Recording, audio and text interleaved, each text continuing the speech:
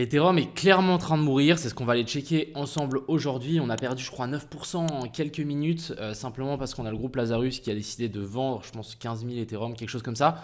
Donc on va aller checker ça. Vraiment les charts elles font vraiment peur, en tout cas sur l'Ethereum. Après encore une fois, est-ce que si ça fait peur, c'est bon signe?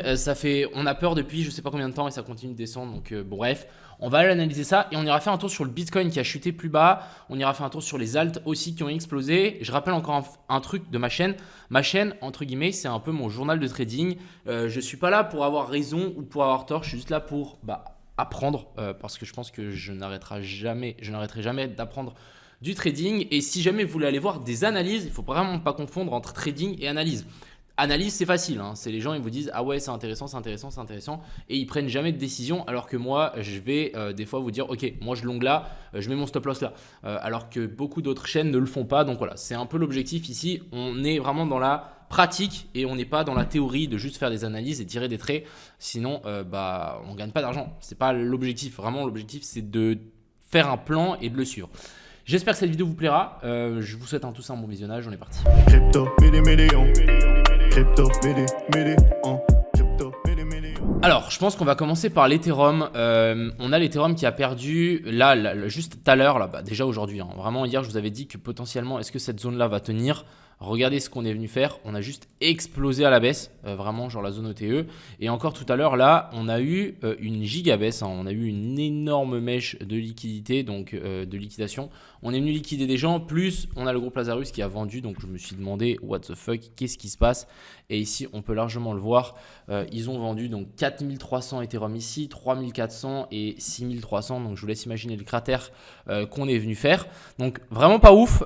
Ici, on a donc le market cap, la dominance du market cap de l'Ethereum par rapport au market cap de toutes les crypto-monnaies. On a 8%. Donc 8% de tout l'argent qui est dans les cryptos et dans l'Ethereum, alors qu'avant on était à 20%. Je ne sais pas si vous vous rendez compte de la dinguerie. Donc voilà, on a des charts qui font assez peur. Mine de rien, on est quand même descendu vachement bas. On va supprimer un peu ces dessins. Voilà, je vais quand même vous dire méfiance, clairement. Alors, n'oublions pas qu'on est venu chercher quand même une énorme zone de liquidité ici, mais voilà, la tendance reste clairement baissière. On peut tirer un Fibo comme ça. Je pense que c'est pas un Fibo si dégueulasse que ça. On est sur la zone des 0,68 parce que même si on est dans une tendance baissière, on n'est pas à l'abri de nous refaire un plus haut et ensuite après rechuter.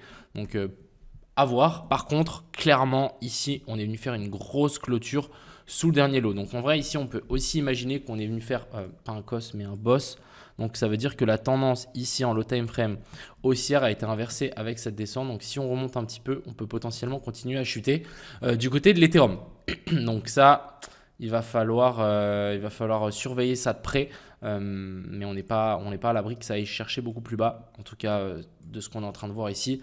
Après, voilà, je ne suis pas un énorme fan de ce boss-là. Je voudrais bien avoir un cost boss un peu plus petit et un peu plus efficace sur cette zone-là, par exemple. Faire un truc comme ça, un bam bam. Ça serait beaucoup plus intéressant de le faire si on vient chercher le haut que genre un énorme boss comme ça. Bon, de toute façon, on ira voir sur d'autres cryptos, genre le CRV tout à l'heure, ça va être assez intéressant. Parlons un petit peu du Bitcoin. Alors le Bitcoin, je ne sais pas si vous avez vu ma dernière analyse, mais hier je vous ai posé la question, est-ce qu'on va péter à la hausse ou est-ce qu'on va redescendre chercher la zone OTE et la zone du gap des CME? Si on regarde juste ici, on est venu récupérer et toucher ce fameux gap de CME, donc c'est bien. On est pour moi sur une zone très intéressante.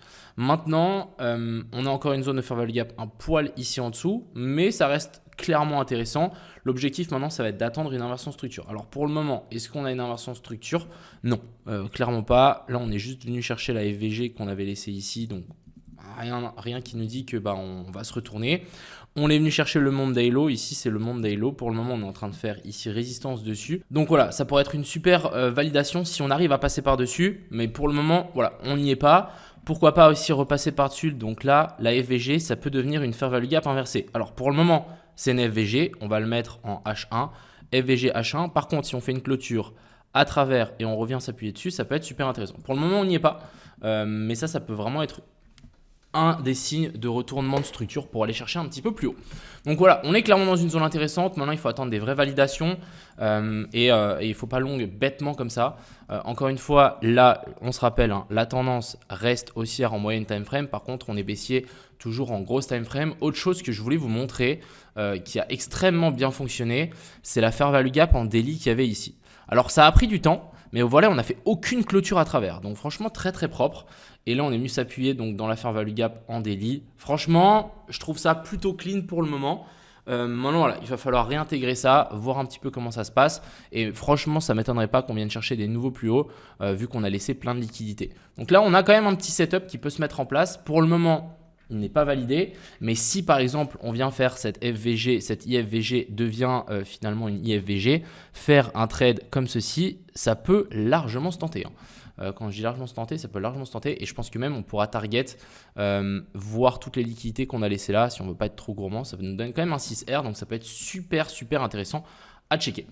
Donc ça, c'était pour le BTC. L'Ethereum, on a regardé un petit peu. Maintenant, je vais vous montrer le Solana. Alors, le Solana, je ne sais pas si vous vous souvenez, mais j'ai tenté un longueur. Après, j'étais un petit peu en tilt. Mais en gros, on avait quand même un petit setup ici. Sweep du lot. Là, on avait notre boss.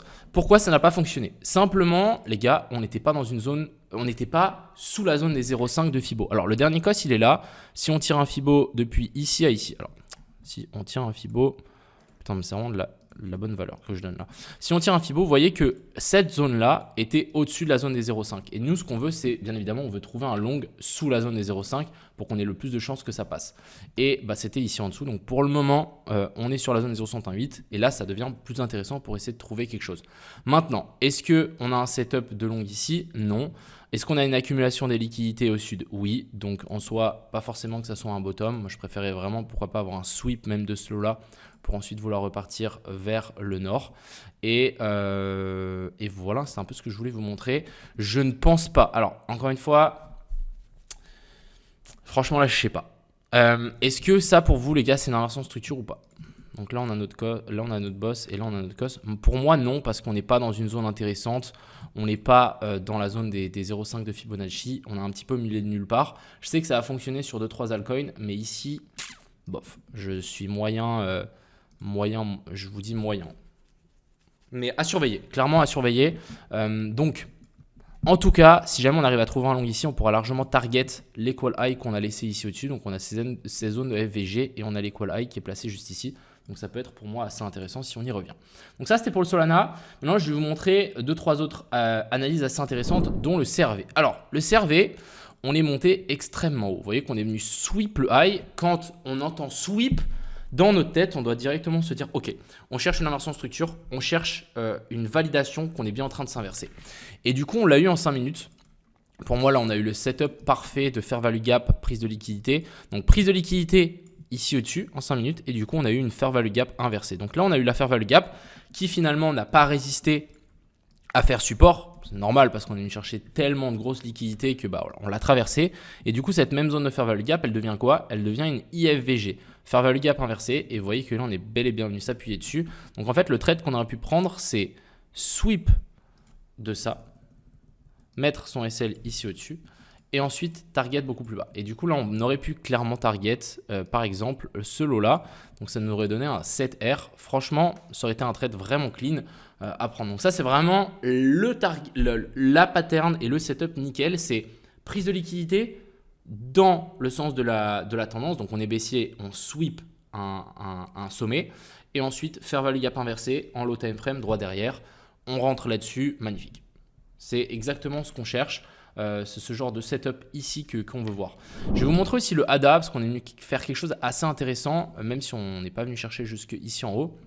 Alors, je vais reprendre une charte un petit peu clean. Je sais que je vous en ai déjà parlé, mais pour moi, c'est vraiment un cas un peu spécial et je pense que c'est assez intéressant de l'analyser pour essayer de voir comment on aurait pu trader ce truc. Alors, déjà, je vous avais dit hier qu'on était venu sweep ça. C'était très bien. Par contre, on n'est pas venu sweep ça. Et on avait la IFVG ici, la fair value gap juste ici au-dessus. Donc, un peu une zone compliquée. Par contre, qu'est-ce qu'on est venu faire droit derrière? Grosse zone ici, gros breakout. Donc là, prise de liquidité, boss. Donc ça, on aurait pu clairement déjà le trade. Et ensuite, si on passe en daily, vous allez voir, alors c'est pas en daily, peut-être en 4 heures. Ouais, c'est en 4 heures. Regardez-moi la touchette de la fair value gap qu'on est venu faire là. Ça a extrêmement bien fonctionné. Et avant le gros mouvement à la baisse, on vient sweep l'ancien lot, l'ancien high qu'on a laissé juste ici. Donc franchement, clean. Franchement, je trouve ça plutôt clean. Et du coup, ensuite, ici, on s'est inversé. Si on passe en 5 minutes, Par contre, voilà, le problème, c'est qu'ici, en 5 minutes, même en 15 minutes, on n'a pas de setup. Le setup a été validé là. Et du coup, allez, on aurait pu potentiellement prendre la petite FVG ici, stop loss ici en dessous. Et je sais pas, moi, target, qu'est-ce qu'on aurait target? On aurait target ça. Donc, c'est un 2,6R. Et encore une fois, c'est pas ouf. Donc, un peu mitigé pour pouvoir prendre ce trade. Moi, ce que j'aurais vraiment voulu voir, c'est qu'on cherche un petit peu plus haut et encore une fois, qu'on vienne chercher au-dessus de la zone des 0,5. Vous voyez que là, la zone des 0,5, on n'est pas venu chercher au-dessus et l'idéal, ça aurait été de trouver un short sur ces niveaux-là. Donc, encore une fois, c'est possible que vous n'avez pas vos setups tout le temps et des fois, on se fait un petit peu front run. Donc, voilà un petit peu ce que je voulais vous montrer aujourd'hui. Encore une fois, ça reste assez intéressant. Je trouve le Bitcoin, on est clairement dans une zone assez intéressante.